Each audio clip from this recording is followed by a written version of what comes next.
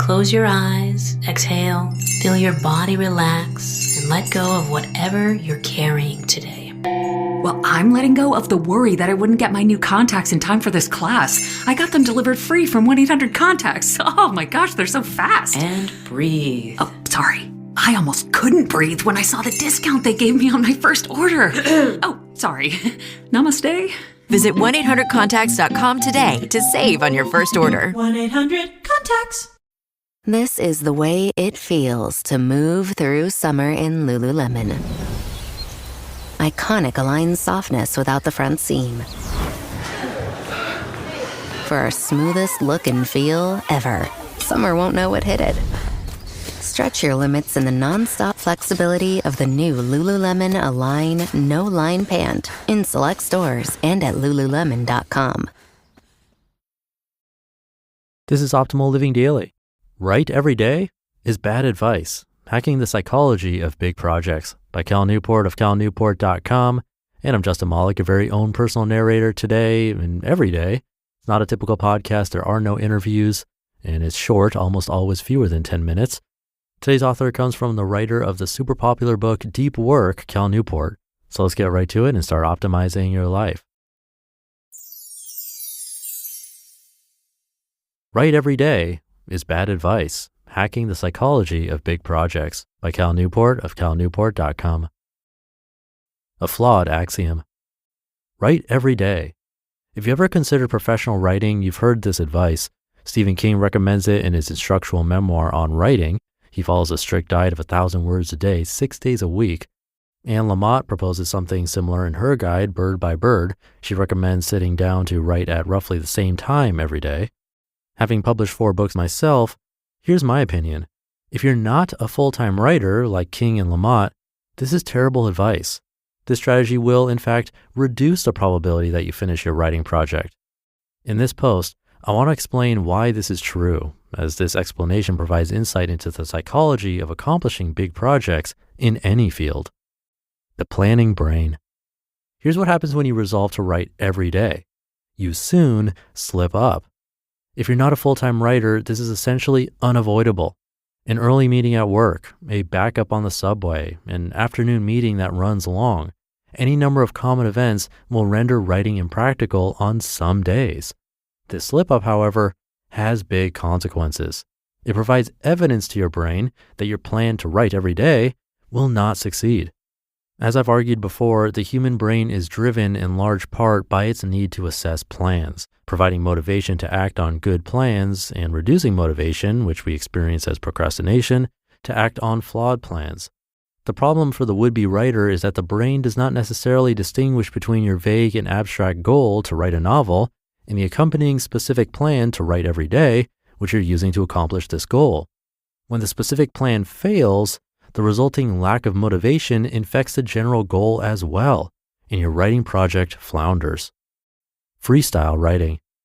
In my experience as a writer with a day job, I found it's crucial to avoid rigid writing schedules. I don't want to provide my brain any examples of a strategy related to my writing that's failing. When I'm working on a book, I instead approach each week as its own scheduled challenge. I work with the reality of my life that week to squeeze in as much writing as I can get away with in the most practical manner. Sometimes this might lead to stretches where I write every morning, but there are other periods where I might balance a busy start to the work week with half days of writing at the end and so on. The point is that I commit to plans that I know I can succeed, and by doing so, I keep my brain's motivation centers on board with the project. Misunderstanding motivation. Knowledge trumps productivity. This approach, of course, brings up the question of motivation. Most people who embrace the daily writing strategy do so because they worry their will to do the work will diminish without a fixed system to force progress. This understanding is flawed. You can't force your brain to generate motivation. It will do so only when it believes in both your goal and your plan for accomplishing the goal. If you find that you're still failing to get work done even when you're more flexible with your scheduling, the problem is not your productivity. It's instead that your mind is not yet sold that you know how to succeed with your general goal of becoming a writer. In this case, abandon National Novel Writing Month, which I think trivializes the long process of developing the writing craft, and go research how people in your desired genre actually develop successful careers. Your mind requires a reality-based understanding of your goal in addition to achievable short-term plans. Generalizing to non-writing projects. I recalled this lesson recently in an unrelated part of my life. One of my interests over the past few months has been trying to increase the amount of time I spend engaged in deep work related to my academic research. In December, I tested a rigid strategy that was, in hindsight, just as doomed to failure as attempting to write every day. I had a particular paper that I wanted to complete in time for a winter deadline. I told myself that the key is to start every weekday with deep work. If I commuted on the subway, I would work in a notebook while traveling. If I drove, I would knock off a batch at home while waiting for rush hour to end. I believed this rigid schedule would help me make deep work an ingrained habit, and the paper would get done with time to spare. In reality, I crashed and burned. The first week, I successfully followed my plan 2 days out of 5, failing the other days for the types of unavoidable scheduling reasons I mentioned earlier, as well as the fact that writing in my notebook on the subway turns out to make me nauseous. After that week, my brain revoked any vestige of motivation for this effort, and my total amount of deep work plummeted. My solution to this freefall was to take a page from my writing life. I went from rigid to flexible planning. I now approach each week with the flexible goal of squeezing in as much deep work toward my goal as is practically possible. Some weeks I squeeze in more than others. Every week looks different, but what's consistent is that I'm racking up deep hours and watching my papers starting to come together. Because I'm confident that I know how to accomplish my goal and my efforts to do so are succeeding each week, my brain remains a supporter.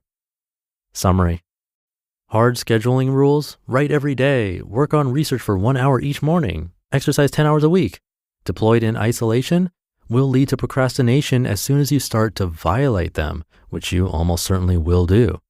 At this point, the bigger goal the rules support will suffer from this same motivation drop. To leverage the psychology of your brain, you need to instead choose clear goals that you clearly know how to accomplish, and then approach scheduling with flexibility. Be aggressive, but remain grounded in the reality of your schedule.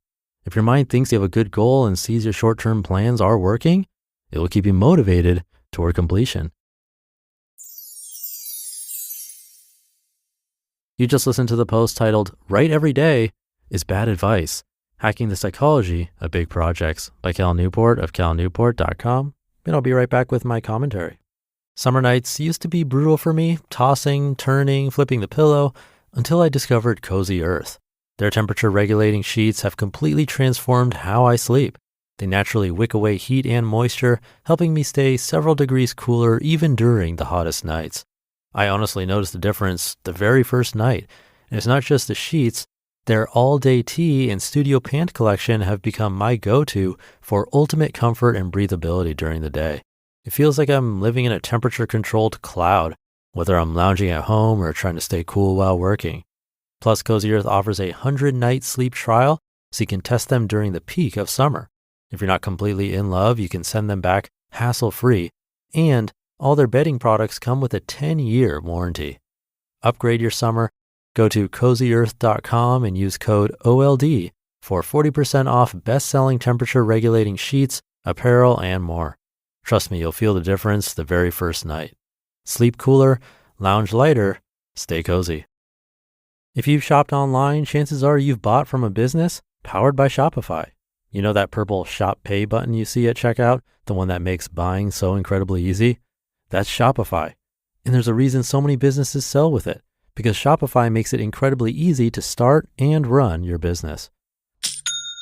Shopify is the commerce platform behind 10% of all e-commerce in the US, from household names like Mattel and Gymshark to brands just getting started.